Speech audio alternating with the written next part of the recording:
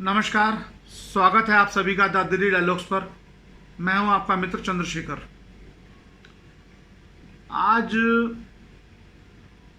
एक टॉपिक से मैं आपको अवगत कराना चाह रहा हूं।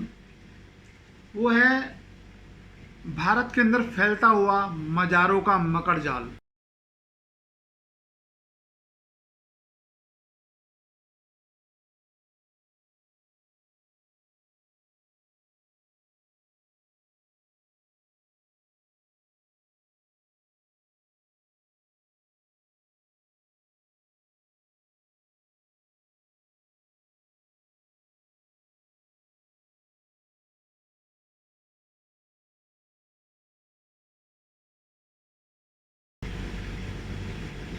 आप ठीक समझे। मजारों का मकड़ जाल से मतलब, देखो, पहले कुछ मजारें थी। मुसलमान आए, उन्होंने पीर लोगों की मजारें बनाई। परंतु उसके बाद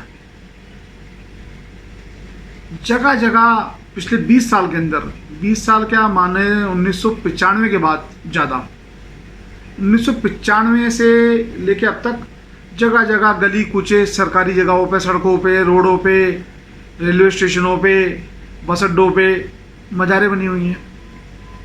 और पिछले 10 सालों के अंदर ये बहुत अधिक संख्या में ये व्यवसाय बहुत बढ़ गया है। व्यवसाय क्यों कह रहा हूँ, इसके बारे में बताऊंगा मैं आपको। मैं एक बार पुरानी दिल्ली रेलवे स्टेशन पे गया, तो मैं ट्रेन से उतरा, काफ़ी समय पुराने की बात है। तो मैंने देखा वहाँ कुछ टाइलें लगी हुई थी, उनमें अरबी या उर्दू भाषा में लिखा हुआ था। तो वो बिल्कुल स्टेशन पे, उस पर प्लेटफॉर्म पे थी, और वहाँ पे लोग पैर भी उसके ऊपर चढ़ भी रहे थे। तो पता चला ये किसी की मज़ार बनाई हुई है। अगर मज़ार बनाई हुई है तो पहली बात, उस जगह पे मज़ार बनाने का क्या तुक बनती है, और मज़ार बना रहे हो तो उसका अपमान क्यों हो रहा है। कोई भी आदमी आ रहा है, ट्रेन से उतर रहा है, चढ़ रहा है, उसके ऊपर पैर लेके चढ़ रहा है, जूतों से चढ़ रहा है। तो ये समझ में नहीं आया। फिर देखा, कई आप दिल्ली आप देखेंगे रेलवे स्टेशनों पे, रेलवे लाइनों के आसपास बहुत मज़ारें बनी हुई हैं। और अब तो क्या है कि दिल्ली के अंदर और जो बड़े मेट्रोपॉलिटन सिटीज़ हैं, वहाँ सड़कों के बीचों बीच मज़ार बनाए थे। कैसे बनती हैं मज़ारें ये? पहले जो बनती थी, चलो माना कि कुछ पीरों की मज़ारें बनी हुई होंगी, बनती थी, और उन पर जाता कौन है इसके बारे में बताता हूँ मैं आपको। पहले जो मज़ारें बनती थी वो कहीं रेलवे लाइनों पे तो बहुत इंक्रोचमेंट किया हुआ है। रेलवे स्टेशनों में इंक्रोचमेंट है पहले भी, और अब भी। सड़कों पे इंक्रोचमेंट पहले भी था, अब ज़्यादा हो गया है। और पिछले 10 सालों के अंदर, जब से, या 1995 से कहा जाए, जब से बांग्लादेशियों का घुसपैठ बढ़ी है, और अब पिछले 10 सालों से रोहिंग्या की घुसपैठ ज़्यादा बढ़ी है, पिछले 6-7 सालों से, तब ये मज़ारें आपको हर एक जगह देखने को मिलेंगी।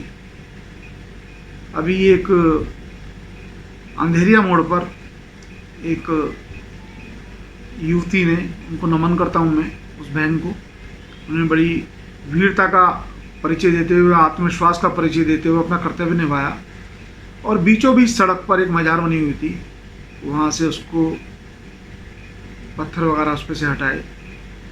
और उसने अपना स्टेटमेंट भी दिया कि अभी फरवरी में जब वो निकली थी तब वहाँ पे कुछ नहीं था, अब वहाँ पे हरे रंग का पोत के बाकायदा उसको पक्का करके मज़ार बना दी गई है।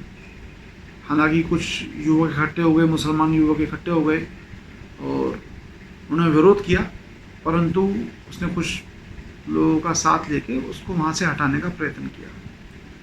तो मेरा जानना और मेरा प्रश्न है, क्या ये हमारा काम है? क्या ये सरकार की सिविक एजेंसीज का काम नहीं है? सड़कों पे अतिक्रमण करवा रहे हैं, क्या ये सरकार का काम नहीं है कि वो रोके ऐसा करने से? सरकार को कभी नहीं रोकेगी। सरकार को वोट बैंक से मतलब है, चाहे वो भारतीय जनता पार्टी सरकार हो या कांग्रेस की सरकार हो।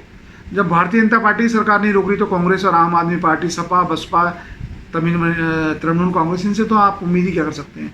ये तो उनके पोषण और भरण पोषण की जिम्मेदारी इन्हीं की है, रोहिंग्या और बांग्लादेशियों की।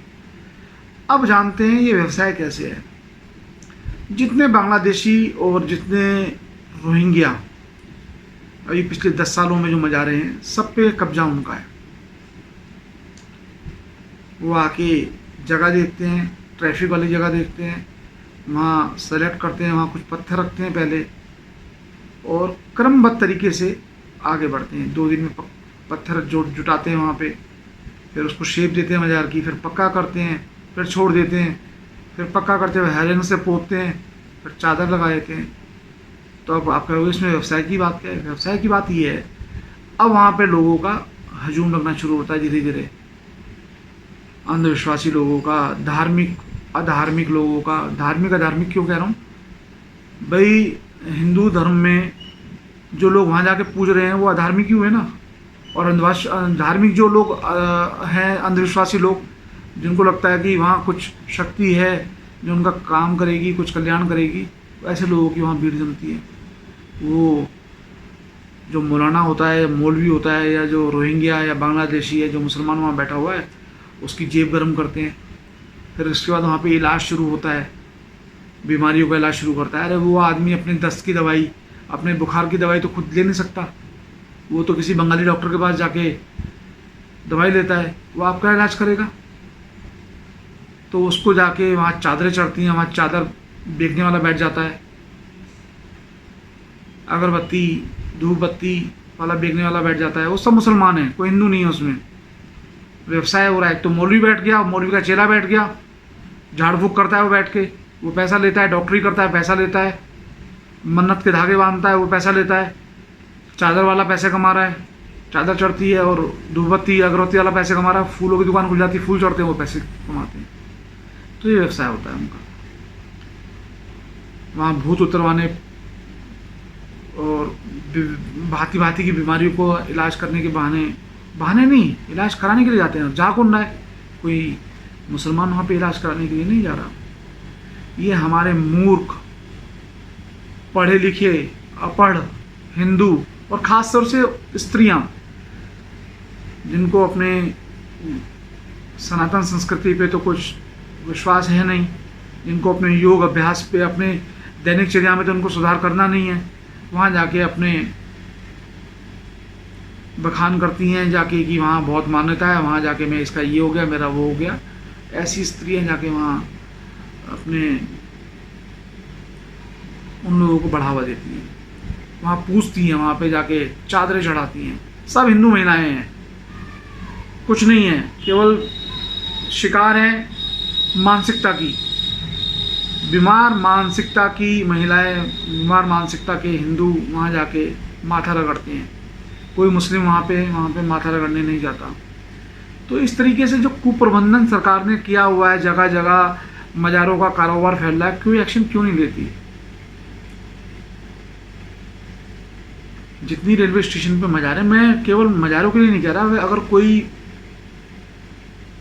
किसी भी धर्म का कोई इंक्रोचमेंट होता है ऐसी जगहों पर, सरकारी जगह पे, सड़क पे, रेलवे स्टेशन पे, बस अड्डों पर, सड़क के बीचों बीच, तो उनको वहाँ से हटाने की आवश्यकता है। और जो लोग ये कर रहे हैं उनके खिलाफ सख्त कानूनी कार्रवाई, सख्त से कम 10 साल की सजा और 10 लाख रुपए जुर्माना। आप देखिएगा कोई भी नहीं करेगा इस काम को। पर सरकार को वोट चाहिए। बीजेपी को पता है मुस्लिम लोग उनको वोट नहीं देंगे, पर उनको चाहिए उनको वोट। वो जो है सेकुलर का जो ढोंगी जो ओढ़ना है, पहनावा है, उन्होंने ओढ़ लिया है, तो उसको ओवरकोट को ओढ़ के बैठे हुए हैं, और बाकी पार्टी वालों से तो उम्मीद कर ही नहीं सकते। तो भैया हम सब लोगों को जागने की आवश्यकता है। जैसे उस बहन ने मज़ार को उठाने का कार्य करा, जहाँ भी आपको इस तरीके की गतिविधि दिखती है, मज़ार बनाई जाती है क्रमबद्ध तरीके से, सुयोजित योजना के तरीके से, पहले ईंटें लगाते हैं, फिर पत्थर लगाते हैं, फिर चादर चढ़ाते हैं, उन सब पे तुरंत एक्शन लेने की आवश्यकता है, उनको उठाने की ज़रूरत है। अगर अभी जागोगे तो आने वाली पीढ़ियाँ सुकून से रहेंगी, अगर नहीं जागे तो बहुत देर हो जाएगी।